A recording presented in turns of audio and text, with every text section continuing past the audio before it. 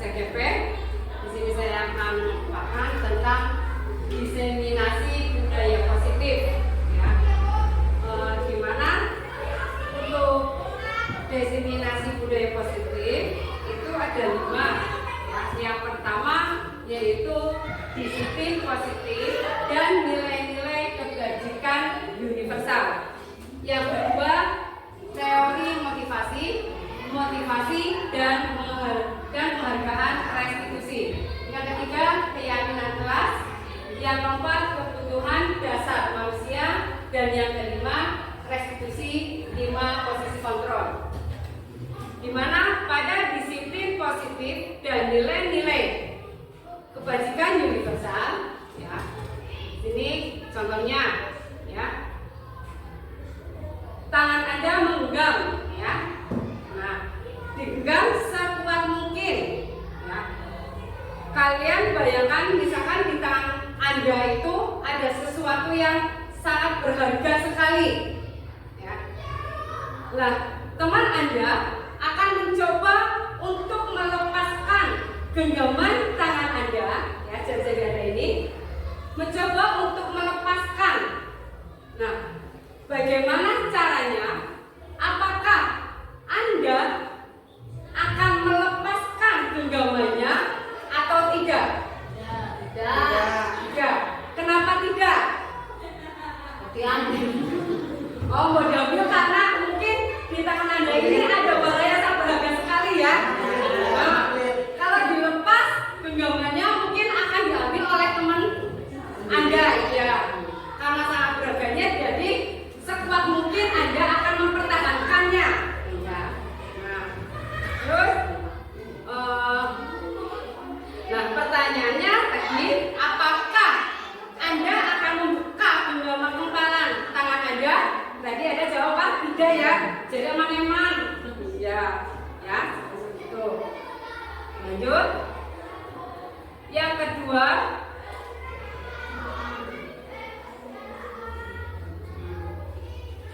nah, menurut teori kontrol, ya, Dr. William Glasser, nah, ini yang pertama, miskonsepsi makna kontrol, yaitu ilusi guru mengontrol muridnya. Itu dimana pada dasarnya kita itu tidak boleh memaksa muridnya untuk berbuat sesuatu, ya, jikalau murid tersebut memiliki, ya, memilih untuk tidak melakukannya walaupun tampaknya guru sedang mengontrol perilaku murid. Hal demikian terjadi karena murid sedang mengizinkan dirinya dikontrol, ya. Nah, dimana ilustrasi bahwa semua penguatan positif efektif dan sangat bermanfaat. Dimana penguatan positif atau wujudan adalah bentuk-bentuk kontrol segala usaha untuk mempengaruhi murid agar mengulangi suatu perilaku tertentu. Nah, dimana suatu usaha untuk mengontrol murid tersebut dalam jangka waktu tertentu. Kemungkinan murid tersebut akan menyadarinya dan mencoba untuk menolak menunjukkan kita atau bisa menjadi murid tersebut menjadi tergantung pada pendapatan sang guru untuk berusaha. Kedua, ya, masih tentang teori kontrol. Yang kedua itu miskonsepsi makna kontrol, di mana ilusi bahwa kritik yang membuat orang merasa bersalah itu dapat menguatkan karakter. Itu menggunakan kritik dan saran dan rasa bersalah untuk mengontrol murid menuju pada identitas gagal. Mereka belajar untuk merasa buruk tentang diri mereka. Tadi ada 5, ya. Ada 5 budaya positif. Yang pertama kan disiplin positif. Yang kedua yaitu teori motivasi. Ini.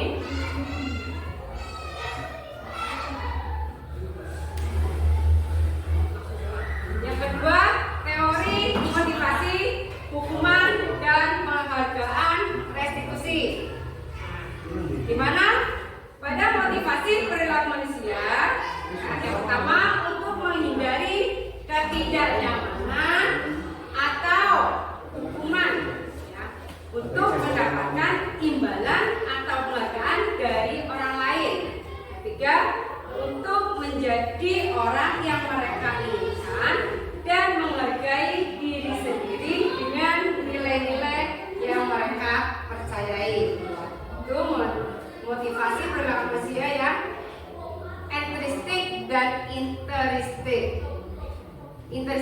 yaitu untuk menjadi orang yang mereka inginkan dan menghargai dari diri sendiri dengan nilai, yaitu tujuannya dari disiplin positif adalah menanamkan motivasi yang ketiga, di mana ketika murid-murid kita memiliki motivasi tersebut, mereka telah memiliki motivasi intrinsik yang berdampak jangka panjang, motivasi yang tidak akan terpengaruh pada adanya hukuman atau hadiah.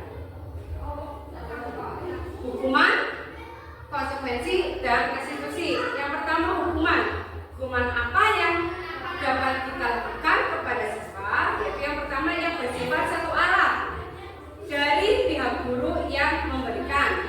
Yang kedua, tanpa melalui suatu kesepakatan atau pengarahan dari pihak guru. Yang ketiga, hukuman yang diberikan bisa berupa fisik maupun psikis.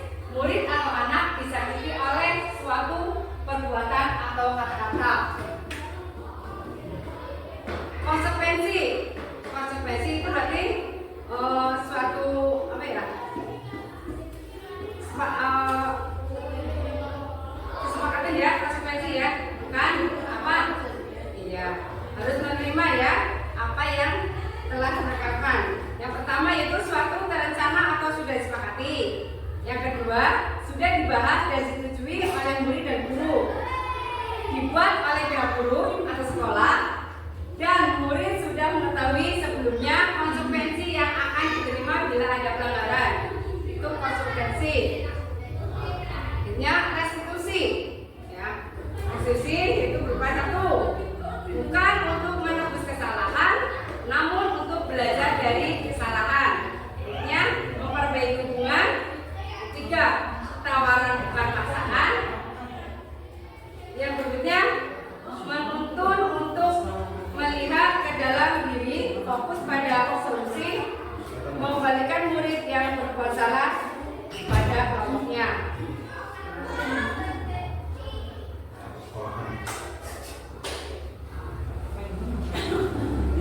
Yang ketiga yaitu keyakinan kelas.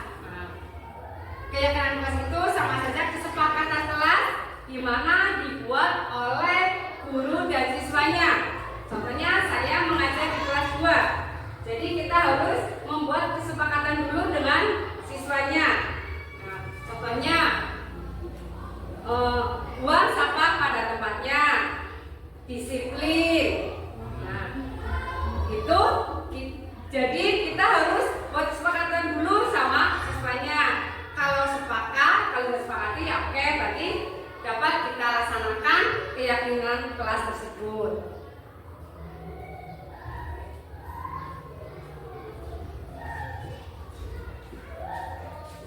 Yang keempat, kebutuhan dasar manusia. Nah, kebutuhan dasar manusia itu meliputi 4 tahap. Yang pertama, penguasaan. Yang kedua, kasih sayang dan rasa diterima. Yang ketiga, kebebasan. Dan yang keempat, kesenangan. Yang kelima, restitusi. 5, posisi kontrol. Di mana pada restitusi 5 posisi kontrol, itu yang pertama yaitu posisi kontrol, itu yang pertama penghukum, ya. Di mana penghukum itu nada suaranya tinggi, bahasa tubuh. Kalau dalam bahasa tubuh berarti matanya melotot, ya. Kalau anak, dan jari menunjuk menghardik, ya. Terlambat lagi, contohnya terlambat lagi pasti terlambat lagi, sambil menunjuk, ya. Tuh. Yang kedua, membuat merasa bersalah. Nah, membuat merasa bersalah itu dengan nada suara yang memelas, ya.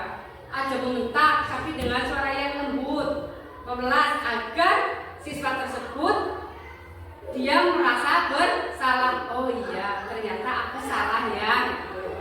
Kalau kita membuat mereka bersalah dengan nada yang keras, dia tidak merasa bersalah, tapi oke, guru jengkel gitu. Tapi kalau kita dengan nada yang lembut, suara yang lembut, dia akan langsung merasa, iya, karena aku salah.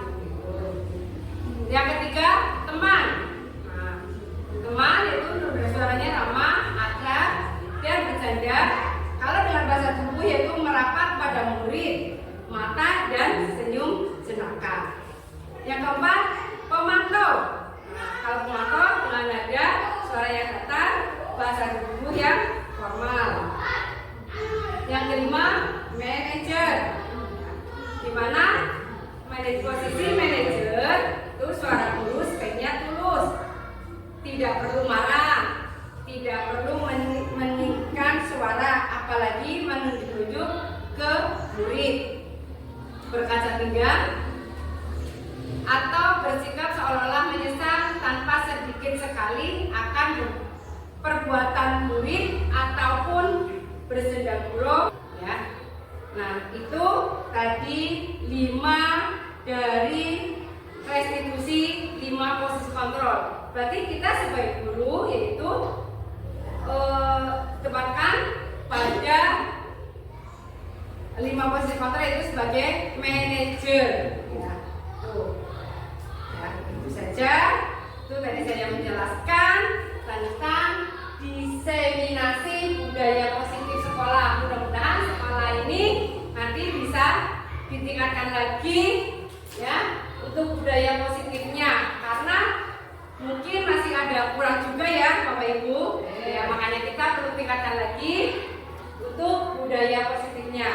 Mungkin itu saja yang dapat saya sampaikan, ya. Saya juga tidak menggurui jenengan, tapi marilah kita saling bekerja sama, saling bahu-bahu untuk meningkatkan, ya, budaya positif sekolah di SD kita. Cukup itu saja dari saya.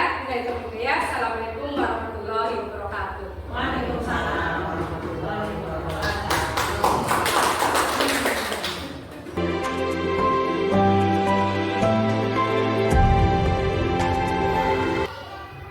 Assalamualaikum warahmatullahi wabarakatuh.